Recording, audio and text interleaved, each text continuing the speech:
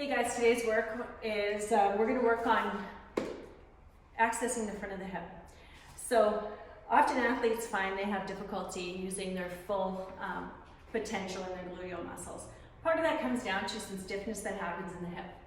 Why? Well, we spend a lot of time throughout the day sitting.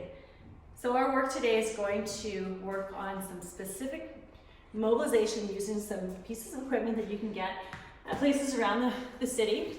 This is called a pull-up band, and it's roughly about 1 inch to 1.25 inches wide. I'm recommending this tension because you're going to need a little bit more tension than the average TheraBand, okay? Those of you guys who are a little bit tighter and maybe a bigger guy, you're going to look more towards like a thicker black one where it's 1.5 inches to 2 inches, all right? You need enough tension on that band to pull that hip forward, and you're going to have some difficulty holding your tension against it. The other things we're going to be looking at is we're going to be using a ball roughly about this size, and it can be something that you pick up from Walmart or at your local fitness store.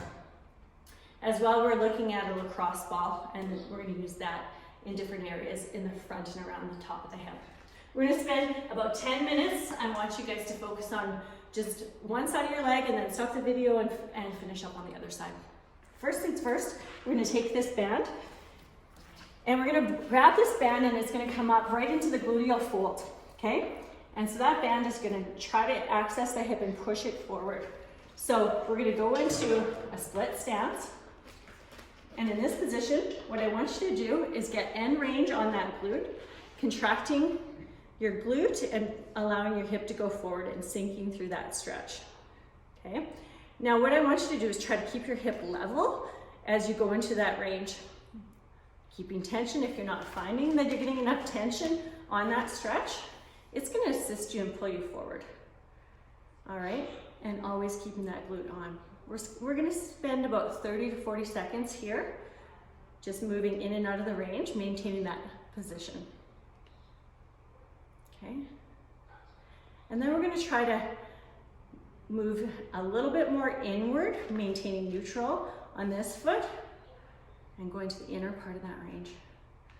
And then we're going to move our legs slightly outward, getting a little bit more, again, keeping that glute on. If your glute is going sloppy, you want to make sure that you keep that contracted. If it is, if you can't maintain the contraction here in your glute, you're going to want to make sure that you're going to move that knee in, okay? The whole idea is to make sure that we're not compensating that movement, okay? I'm going to tuck that foot under, and we're going to go straight up overhead, and we're going to rotate, okay? Arm is going to go straight up, and we're going to rotate, keeping that glute engaged. Do 5 reps right here. Good, elbow stays neutral, extending back, and keep your core on.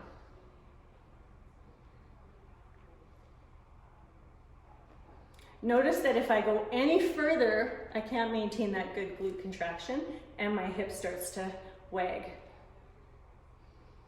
Okay, we're gonna come up, maintaining that glute contraction again, toes tucked under, and we're gonna go into a lunge, okay? Keeping your pelvis in neutral. You should get a nice stretch in that front of the quad. Shoulders are stacked, tummy's tight, and glute is maintained. So when you're running, you're wanting to maintain that good posture, and with your leg being able to be extended behind you. And this is an excellent exercise to help you do that. Okay. Notice that as you get close to the floor, your glute's going to want to shut off. Okay, let's take that leg out to the side.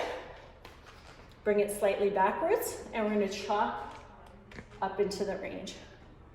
Now, rotational patterns are important as well in many sports. Arms and shoulders, stay stacked, glute is on.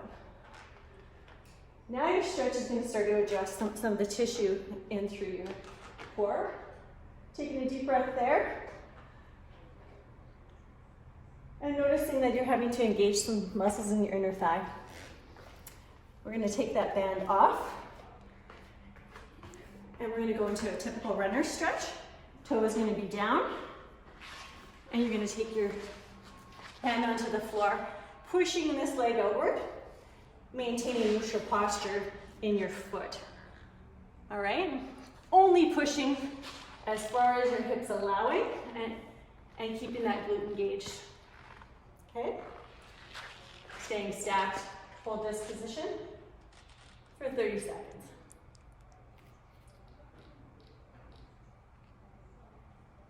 Nice. Just 10 more seconds, breathing, holding, glute is on, and we're gonna add a rotational component right here. Keeping hands stacked, your arm is gonna come up, and you're gonna rotate through, teaching your glute and your body to maintain that position as you go into rotation. A real motor control exercise.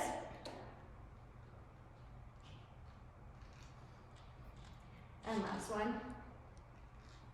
Good, coming out of that position, we're gonna address some of the tissues in the front of the hip.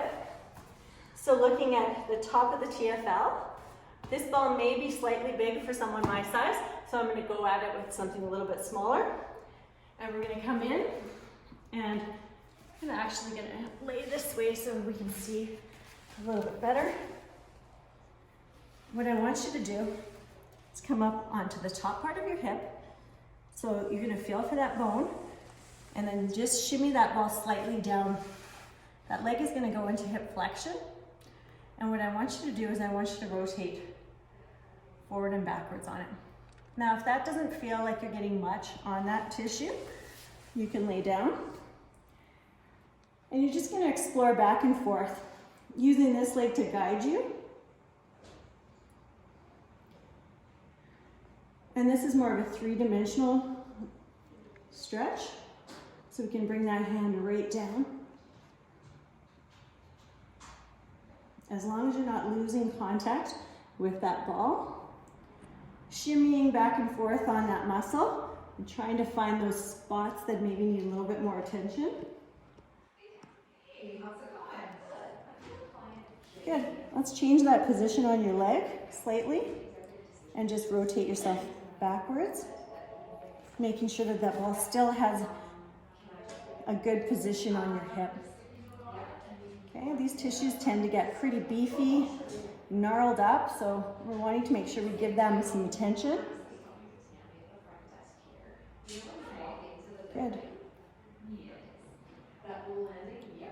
Okay, and we're going to rotate all the way forward to the front part of our hip, addressing more of the psoas muscle into the iliacus.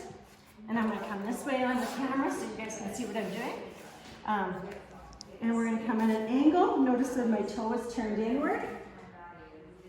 And we're going to shimmy just up and down, right where that front pocket would be. And we're going to add just a knee flex and extend, trying to maintain that glute contraction as you have pressure there, shimmying back and forth. And flexing, extending that knee, shimmying and rotating, getting curious, finding those spots that may need some more love. Coming forward closer to the front of your body, flexing and extending. Keeping that glute engaged again. You're going to be so sick of hearing me say that, but if you remember it, it's going to be golden. If something becomes kind of like, it gets worse and that type of thing. Good. Definitely. Spending as much time as you feel is necessary. You can stop the video and keep shimmying on this spot until it does release. Some of you will need more attention to that than others. Good. And we're going to finish up with that right there. Today's session will just generally address the front of the hip, and this is something you could do right before bed. And we'll finish up with saying, stay safe.